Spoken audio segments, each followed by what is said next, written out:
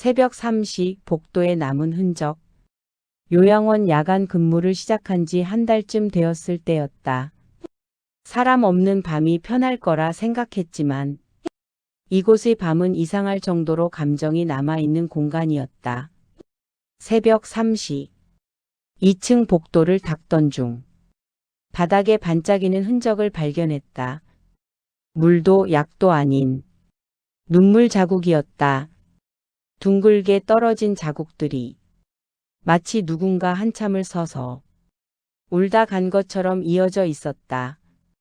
나는 무심코 걸레로 닦았지만 그날 이후 이 흔적은 매일 같은 시간 나타나기 시작했다. 닦아도 사라지지 않는 눈물. 눈물 자국은 아무리 닦아도 완전히 사라지지 않았다. 바닥은 늘 축축했고 이상하게도 냄새 하나 나지 않았다. CCTV를 확인했지만 새벽 2시 50분부터 3시 30분까지 복도를 지나는 사람은 단 한 명도 없었다. 그런데도 아침이면 그 자리에 다시 눈물 자국이 있었다. 그리고 늘 같은 지점에서 시작했다. 207호 앞. 말이 없는 207호 할머니. 207호에는 치매 말기 할머니 한 분이 계셨다. 말도 없고 표정도 거의 변하지 않았다. 가족은 드물게만 왔고 최근 1년간은 면회 기록조차 없었다. 그런데 내가 복도를 닦을 때마다 207호 문틈에서 아주 미세한 소리가 들렸다. 처음엔 착각이라 생각했다. 하지만 귀를 기울이면 분명히 그건 울음소리였다. 사진 뒤에 적힌 글씨. 어느 날 밤 복도 벽 아래에서 낡은 사진 한 장을 발견했다. 젊은 시절의 할머니와 어린 아들을 안고 있는 모습. 사진 뒤에는 떨리는 글씨로 이렇게 적혀 있었다. 엄마가 미안해. 기다리지 말고 살아. 그날부터 나는 눈물 자국이 단순한 현상이 아니라는 걸 느끼기 시작했다. 매일 같은 시간, 같은 거리.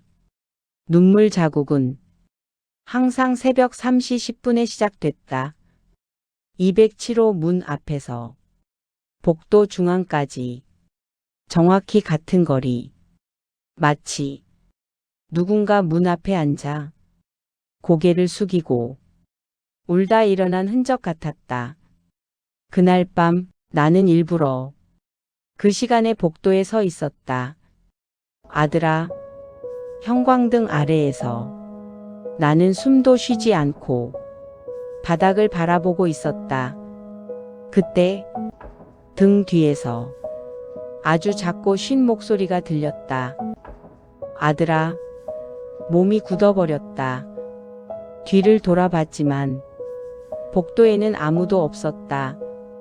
그러나 바닥에는 방금 생긴 듯한 새로운 눈물 자국이 번지고 있었다. 아무도 오지 않은 생일. 그날은 207호 할머니의 생일이었다. 면회표에는 아들의 이름이 적혀 있었지만 하루 종일 아무도 오지 않았다. 그날 밤 눈물 자국은 평소보다 훨씬 길었다. 207호 앞에서 시작해 복도 끝 창가까지 마치 아들이 올 길을 따라 기다리다 포기한 어머니의 발걸음처럼 눈물 자국이 사라진 날 완결. 며칠 뒤 새벽 할머니는 조용히 돌아가셨다. 그날 이후 복도에는 눈물 자국이 나타나지 않았다. 마지막으로 기록지를 정리하던 중 간병사가 남긴 메모를 발견했다. 할머니는 매일 새벽 아들이 올까봐 복도로 나가려 하셨음. 그때마다 울고 계셨음. 그날 밤 나는 복도를 닦았다. 바닥은 처음으로 완전히 말라 있었다. 요양원 복도에 남았던 건 귀신이 아니었다. 기다림이었다. 그리고 끝내 오지 않은 사람을 향한 부모의 눈물이었다. 안녕하세요. 중국 조심하세요. 좋아요, 구독, 알림 주세요.